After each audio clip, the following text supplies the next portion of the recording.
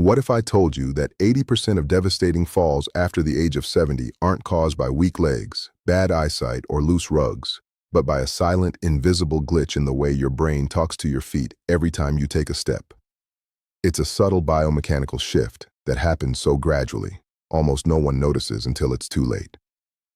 I'm Dr. Liam Cooper, and over my 2 decades of clinical practice in geriatric physical therapy and movement neurology, I've seen thousands of active, independent adults fall victim to this exact hidden movement trap.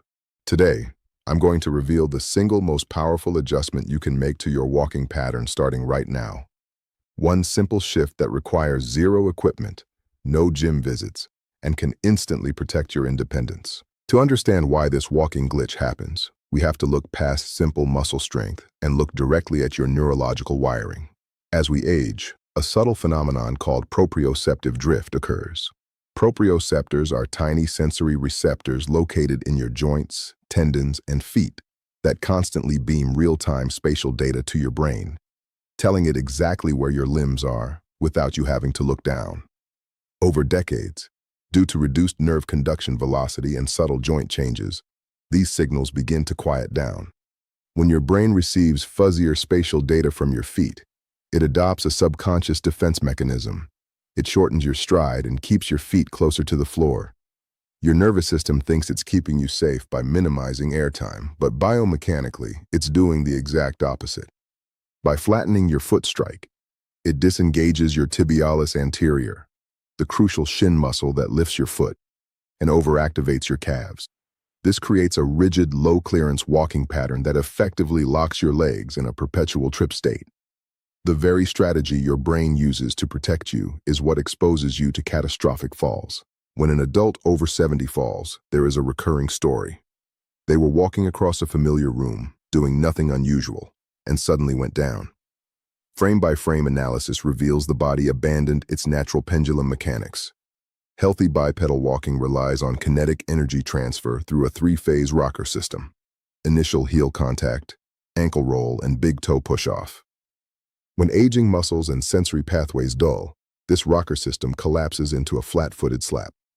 Without heel contact, forward momentum vanishes. Your hip flexors work twice as hard to drag your weight forward, creating fatigue that pitches your center of gravity ahead of your base of support.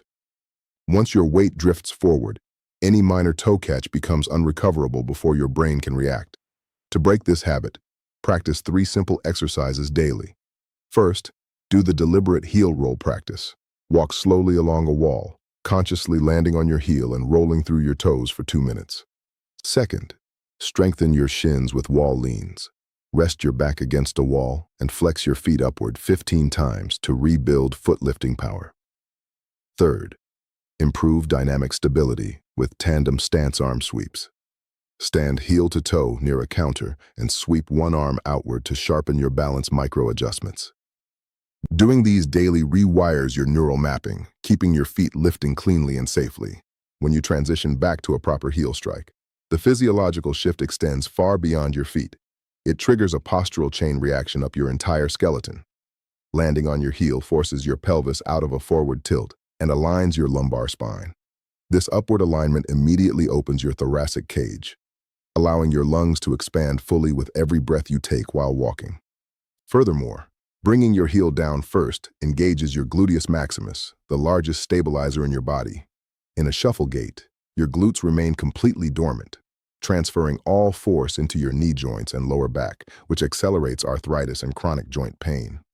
By re-engaging your heel strike, you reactivate your glutes to absorb ground reaction forces, relieving joint pressure and restoring natural, pain-free posture. Beyond structural mechanics, a striking clinical reason to eliminate the shuffle gait is its impact on sensory feedback. The sole of your foot contains thousands of specialized mechanoreceptors, specifically Meissner's and Pacinian corpuscles, that act as tactile pressure sensors. When you walk with a dynamic heel-to-toe roll, these receptors send sharp, high-frequency electrical pulses straight to your somatosensory cortex, providing real-time data on surface texture, slope, and stability. A flat sliding shuffle dulls this tactile signal. Without distinct impact spikes from a heel strike, your brain essentially loses track of the floor. This sensory deprivation causes your central nervous system to freeze up, making you feel unsteady even on perfectly flat ground. Reestablishing heel contact turns that neural signal back up to full volume. Another critical factor that determines your fall risk is your step width, the lateral distance between your feet during movement. When fear of falling sets in, many individuals make the mistake of either narrowing their stance into a balance beamline or widening it into a rigid sway.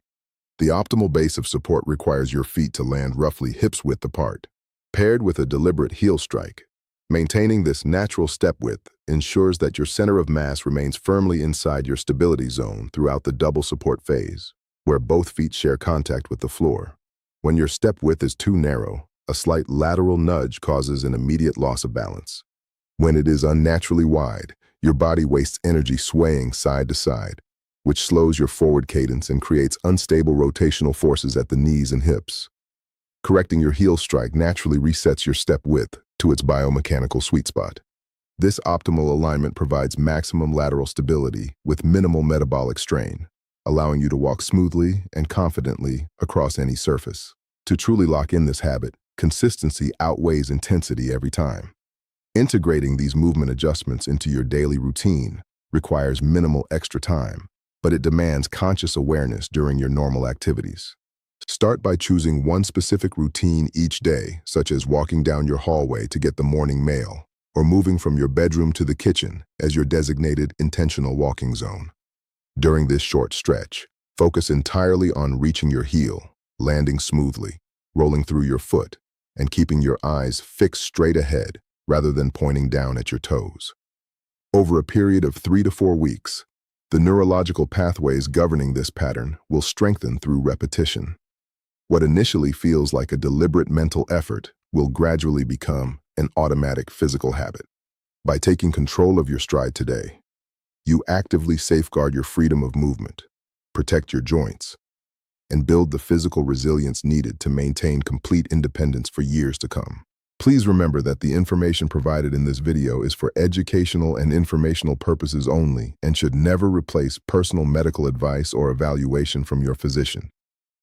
Always consult with your primary healthcare provider or physical therapist before starting any new movement protocol, especially if you have an existing neurological or joint condition. I'm Dr. Liam Cooper, and with over 2 decades of experience in movement rehabilitation, my passion is helping you stay safe, strong, and independent on your own 2 feet. If this video helped you think differently about your walk, please hit the like button, leave a comment letting me know your thoughts, and subscribe to the channel with notification bells turned on so you never miss a life-saving health tip. Thank you for watching, take care, and I will see you in the very next video.